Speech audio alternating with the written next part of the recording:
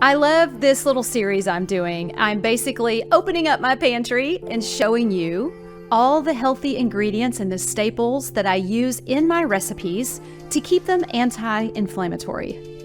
I believe our health starts in our kitchen. It doesn't start at the doctor's office. It doesn't start at the gym. It starts off with what we choose to eat every single day. We all have to eat, right? We all have that in common. So I'm here to show you simple ways to, number one, speed up your kitchen time, because I know everyone is busy.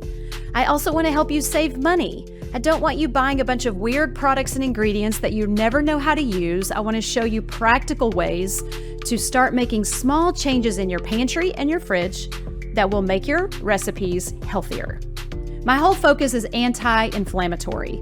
Chronic inflammation is the root of most sickness and disease today. So it is my job to help you reduce that chronic inflammation in your body through the foods that you eat. Little by little, meal by meal, you can make big change over your health. And I'm here to help you do that today in your kitchen. I cannot wait to talk about cacao. You're like, Shelly, that's cocoa spelt wrong. No. There are two differences between cacao and cocoa. So cacao is cocoa in its raw form.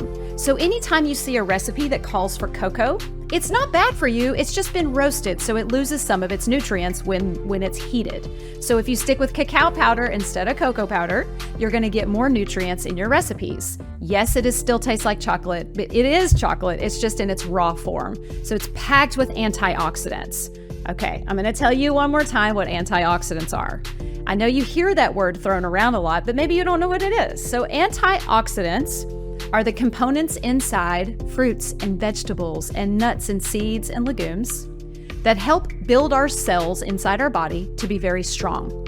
So our body's made up of trillions of cells, right? And every day, thousands and thousands of them are getting weak and dying off. So it's our job to create healthy, strong cells. Antioxidant-rich foods is how we do that.